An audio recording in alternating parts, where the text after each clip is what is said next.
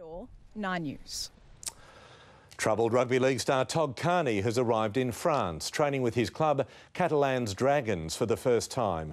Ken joins me now, and Ken, he's also taking steps to turn his life around. Good evening. Good evening to you, Peter. Yes, Carney admits alcohol has been a problem for him. And while he's not off the drink completely, he's ready to get help.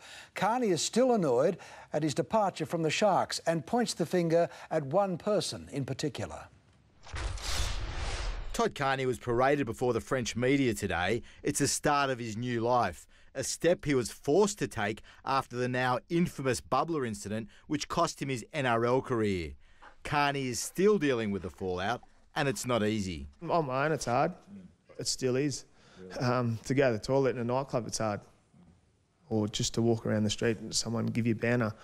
But how do you react? What do you do? Sometimes I just laugh. Sometimes it's hard to bite your tongue. His sacking from the Sharks still annoys him. You were sacked. How do you feel about it? I'm still pretty disappointed and bitter about it. Disappointed in you or disappointed in what happened? Disappointed in myself that I let that happen. What are you bitter about? Bitter the way it was handled. Are you cranky with the Sharks? With some people at the Sharks. I'm not cranky at the club. Me and Steve Noyce didn't get along, and I felt he was the final wound in the back for me. Every single player at that club supported me. The coaching staff, Flano, supported me. I feel if he was at the club when this incident happened, I wouldn't be sitting here now talking to you. What have you learnt about yourself in this time away from football? I've learned a lot. I've learned that football's not everything. I've learned that you find out who your mates are as time goes on, and then family's everything. What about drinking? I still go out, I still hang out with the boys and still do the same as I did.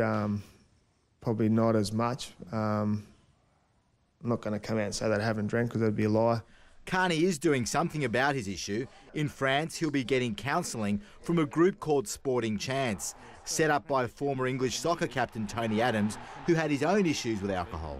I've had a brief conversation with him. I have to go speak to him in person and get to know him and work out what's best for me. But it's something that I'm going to do while I have my time over there. It's similar to counselling and just working out why these issues arise. It's not just push to the side and move on. It's something that I'll continue to do. And Carney says time away from his nieces and the rest of his family will shape him as a man. To be comfortable in my own self. Is that the key? Yeah, I think so. I think in Sydney or anywhere around here in Australia, your friend's only just around the corner, so you can always find someone. But in France, there's going to be days where I'm not going to find no one. I'm going to have to find myself, and that's who you need in the end. Danny WEIDLER, 9 News. And I'll be back with much more, including talk of leadership spills as sport and politics really do mix in Canberra. And the Wanderers hoping home ground advantage will finally turn their A-League fortunes around. I will return. Thank you. Thank you. Okay. In the news ahead, shocking pictures that appeared to show police officers beating up a double amputee. Also a heart scare for one of Sydney's favourite radio stars. Treasures from Gallipoli, the unique pieces of Anzac history going up for sale.